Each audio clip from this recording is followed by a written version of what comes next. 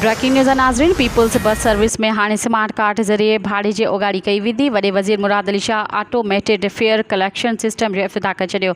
सिंध में peoples bus service अवाम जी सहूलियत लाइ शुरू कई वई आहे। वॾो वज़ीर मुराद अली शाह ट्रांसपोर्ट जे शोबे में डिजिटलाइज़ेशन शुरू कई वई आहे। वॾो वज़ीर मुराद अली शाह।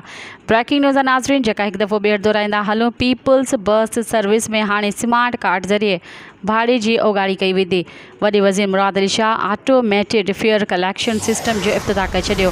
सिंध में पीपल्स बस सर्विस अवाम जी सहूलियत लाइ शुरू कई वई आहे।